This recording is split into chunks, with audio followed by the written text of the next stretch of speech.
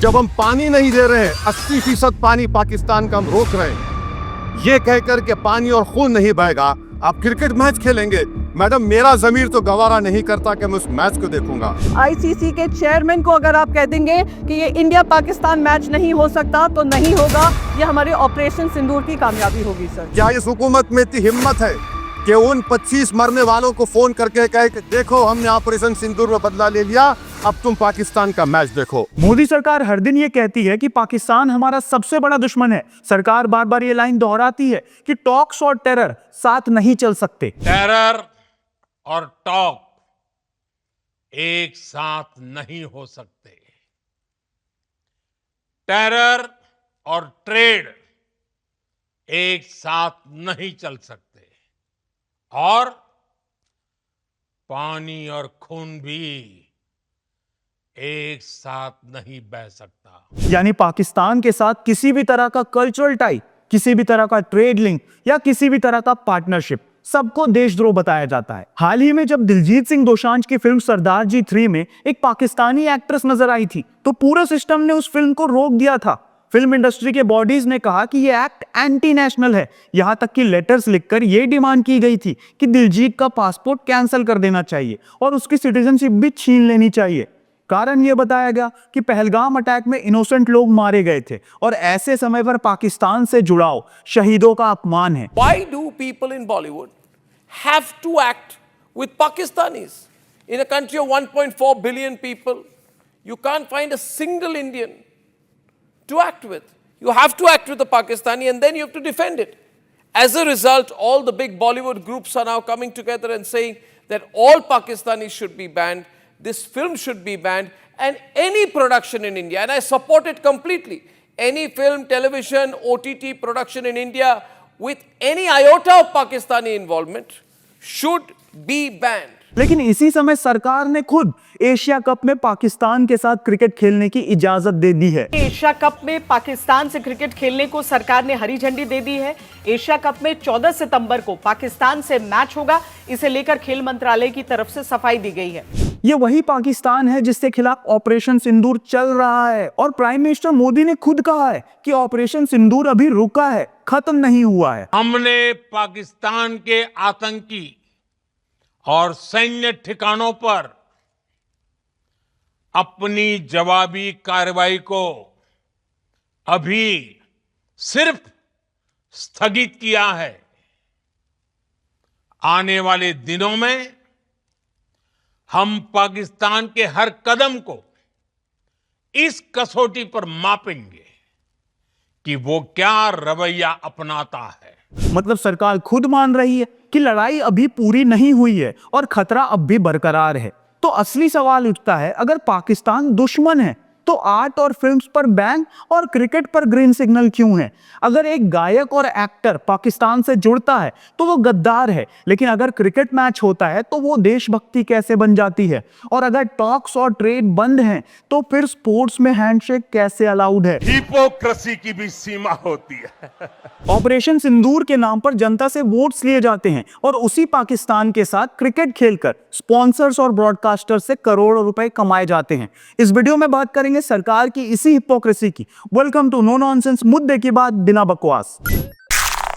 Pahalgam attack के बाद सरकार ने हर जगह क्लैम्पडाउन लगाया। दुनिया के 25 से ज्यादा देशों में 7 अलग अलग डेलीगेशंस भेजे गए ताकि पाकिस्तान को आइसोलेट किया जा सके। इंफॉर्मेशन एंड ब्रॉडकास्टिंग मिनिस्ट्री ने साफ आदेश दिया कि सभी ओटीटी प्लेटफॉर्म्स और मीडिया पाकिस्तान ओरिजिन कंटेंट को तुरंत हटाए।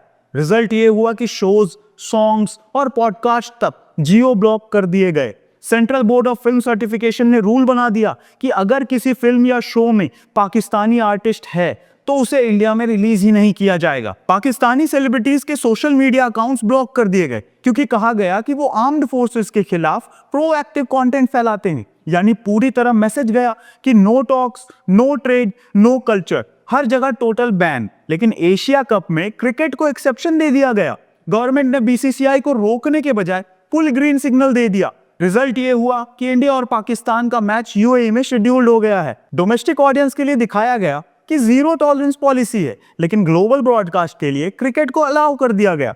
यानी अंदर नेशनलिज्म, बाहर स्पॉन्सरशिप। हिपोक्रेसी की भी सीमा होती है। सबसे बड़ा सवाल यही है कि जब ऑपरेशन सिंदूर पॉज पर है और सरकार पाकिस्तान को आतंकवाद का अड्डा बताती है, तो फिर क्रिकेट मैच क्यों अलाउ हुआ? अब सरकार इसके पीछे 4 कारण गिनवा रही है। पहला है मल्टीनेशनल कंपल्सन। देखिए, एशिया कप कोई बायलैटरल सीरीज नहीं है, बल्कि एसीसी और आईसीसी का ऑफिशियल टूर्नामेंट है। अगर इंडिया विड्रॉ करता है तो इंटरनेशनल इमेज गिरेगा और पाकिस्तान को बिना खेले फ्री पॉइंट्स मिलते। दूसरा है कॉम्पिटिटिव इंटीग्रिटी। बीसीसीआई ऑफिशियल्स का कहना था कि पाकिस्तान को फ्रीबीज क्यों दिया जाए, अगर हम मैच छोड़ेंगे तो पाकिस्तान आसानी से फाइनल तक पहुंच जाएगा, यानी बॉयकॉट करना सीधे सीधे दुश्मन को रिवॉर्ड देना था। तीसरा है एशियन ब्लॉक की पॉलिटिक्स। क्रिकेट पॉलिटिक्स में इंडिया की ताकत एशियन ब्लॉक से ही आती है। पाकिस्तान ने भी जय शाह को आईसीसी चेयरमैन बनने में सपोर्ट किया था। अगर इंडिया बॉयकॉट करता है तो एशियन यूनिटी टूट जाती और आईसीसी में इंडिया का इंफ्लुएंस कमजोर पड़ जाता। चौथा है ब्रॉडकास्टिंग और पैसा। असल गेम यही है। एशिया कप के ब्रॉडकास्टिंग राइट्स $170 मिलियन में बिके हैं और इसकी पूरी कीमत इंडो पाक क्लैश पर टिकी हुई। एडवर्टाइजर्स 10 सेकंड ऐड के लिए 25 से 30 लाख रुपए देने को तैयार हैं। अगर इंडिया बॉयकॉट करता है तो ब्रॉडकास्टर्स और स्पॉन्सर्स का पूरा बिजनेस कोलैप्स हो जाता। यानी नेशनलिज्म वहां तक दिखाया गया जहां तक कमर्शियल इंटरेस्ट सेफ था। हिपोक्रेसी की भी सीमा होती है।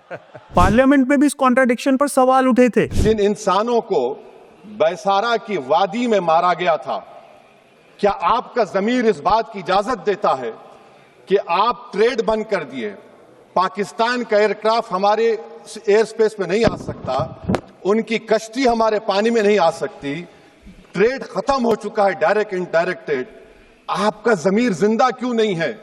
किस सूरत से आप पाकिस्तान से क्रिकेट मैच खेलेंगे जब हम पानी नहीं दे रहे हैं? 80% पानी पाकिस्तान का हम रोक रहे हैं। यह कहकर के पानी और खून नहीं बहेगा, आप क्रिकेट मैच खेलेंगे? मैडम, मेरा जमीर तो गवारा नहीं करता कि मैं उस मैच को देखूंगा। क्या इस हुकूमत में इतनी हिम्मत है कि उन 25 मरने वालों को फोन करके कहे कि देखो हमने ऑपरेशन सिंदूर में बदला ले लिया, अब तुम पाकिस्तान का मैच देखो? राज्यसभा में प्रियंका चतुर्वेदी ने कहा, ऑपरेशन सिंदूर अभी खत्म नहीं हुआ, फिल्म्स, इन्फ्लुएंसर्स और चैनल्स पर बैन लगाया जा सकता है, तो क्रिकेट पर क्यों नहीं? तो अब क्योंकि ऑपरेशन सिंदूर जारी है और प्रधानमंत्री जी ने ये कहा है, तो मैं बस 2-3 चीजें उनके सामने कहना चाहूंगी। सर, ऑपरेशन सिंदूर का हर हिस्सा, चाहे वो फिल्म इंडस्ट्री हो, चाहे वहां की न्यूज चैनल्स हो, चाहे उनके इन्फ्लुएंसर्स हो, हमने सब पे पाबंदी लगाई। सर, अब समय आ गया है कि क्रिकेट पर भी पाबंदी लगनी चाहिए। सर, मैं तो कह रही हूं गृह मंत्री जी से, सर आपको बहुत जगह फोन करने की जरूरत नहीं पड़ेगी, एक इंटरकॉम पे ही फोन कर लेंगे। आईसीसी के चेयरमैन को अगर आप कह देंगे कि ये इंडिया पाकिस्तान मैच नहीं हो सकता तो नहीं होगा, ये हमारे ऑपरेशन सिंदूर की कामयाबी होगी। सर हम जो 26 महिलाएं जो विधवा हुई, वो उनके मुंह, हम उनके मुंह पे जाकर कहेंगे कि हमें वो इंडिया पाकिस्तान मैच खेलना है, हम पैसा कमाना चाहते हैं, पैसे के ऊपर आपका परिवार नहीं है। इंडिया पाकिस्तान के ट्रेड रिलेशंस 2019 से ही कमजोर थे और 2025 में अटैक के बाद उन्हें और सख्ती से रोका गया। एयर स्पेस रिस्ट्रिक्शंस भी जारी रहे, जिसमें इंडियन और पाकिस्तानी एयरलाइंस एक दूसरे के रूट्स को अवॉइड करते हैं। डिप्लोमेटिक डायलॉग पहले से ही रुका हुआ था और नए टॉक शुरू होने की कोई भी संभावना 2025 में तो नहीं दिखती। सरकार का कंसिस्टेंट मैसेज है कि टेरर और टॉक्स साथ नहीं चल सकते। इसी माहौल में एशिया कप 2025 का शेड्यूल अनाउंस हुआ। टूर्नामेंट यूएई में रखा गया और इंडिया पाकिस्तान का मैच 14 सितंबर को फिक्स कर दिया गया। गवर्नमेंट ने बीसीसीआई को रोकने के बजाय इस शेड्यूल को अलाउ किया है, यानी जहां आर्ट, कल्चर और डिप्लोमेसी पर रोक लगी हुई है, वहीं क्रिकेट को स्पेशल ट्रीटमेंट मिला, क्योंकि यहां पैसा और स्पॉन्सरशिप का सीधा मामला था। अगर हम पूरी तस्वीर देखें तो साफ समझ आता है कि फिल्म्स और कल्चर को बैन कर दिया गया, ट्रेड और डिप्लोमेसी को सस्पेंड कर दिया गया, लेकिन क्रिकेट को एक्सेप्शन मिला। यह सेलेक्टिव नेशनलिज्म है। जहां सिंबॉलिक टफनेस दिखानी थी वहां बैन लगा दिया गया, जहां कमर्शियल लॉस का डर था वहां रूल बदल लिया गया। हिपोक्रेसी की भी सीमा होती है। यह साफ हो चुका है कि पाकिस्तान क्राइसिस का हल बैन्स और बॉयकॉट्स में नहीं है। मिलिट्री एक्शन इमीडिएट रिस्पॉन्स हो सकता है, लेकिन परमानेंट सॉल्यूशन कभी नहीं बन सकता। वाजपेयी जब बजरिया बस लाहौर पहुंचे थे तो दोनों ममालिक में ये उम्मीद उभर आई थी कि अब ताल्लुकात का एक नया सफर शुरू हो गया है। अटल बिहारी वाजपेयी ने अमन के लिए एक अहम कोशिश की थी। अब देखना यह है कि नरेंद्र मोदी इसको कैसे आगे बढ़ाते हैं। फिल्म्स को रोकना, सिंगर्स पर बैन लगाना और टॉक सस्पेंड करना सिर्फ ऑप्टिक्स है। हिस्ट्री यही बताती है कि हॉस्टिलिटी से सिर्फ हॉस्टिलिटी पैदा होती है। पीस तभी पॉसिबल है जब लोगों के बीच कनेक्शन बने। ये कनेक्शन क्रिकेट से बन सकता है, फिल्म्स और म्यूजिक से बन सकता है और सबसे जरूरी टॉक से बन सकता है। इंडिया हमेशा से एक अलग सोचने वाला देश रहा है। हमारा दर्शन है वसुधैव कुटुंबकम, पूरी दुनिया एक परिवार है। अगर हमें साउथ एशिया में स्टेबिलिटी और पाकिस्तान में बदलाव चाहिए तो आइसोलेशन नहीं बल्कि इंगेजमेंट का ही रास्ता चुनना चाहिए। स्पोर्ट्स, आर्ट, कल्चर और डिप्लोमेसी यही वो टूल्स हैं जिनमें फ्यूचर जनरेशंस के लिए लॉन्ग टर्म पीस पॉसिबल हो सकता है। सेलेक्टिव नेशनलिज्म छोड़कर हमें करेज चाहिए, डायलॉग का, ओपननेस का और स्पोर्टिंग स्पिरिट का, क्योंकि आखिरकार जीत उसी की होती है जो युद्ध नहीं बल्कि शांति चुनता है। अगर आपको ये सच समझ आया तो चैनल को सब्सक्राइब कीजिए और वीडियो को शेयर कीजिए, क्योंकि सच बोलना ही आज की सबसे बड़ी देशभक्ति है। दिस वॉज नो नॉनसेंस, मुद्दे की बात बिना बकवास।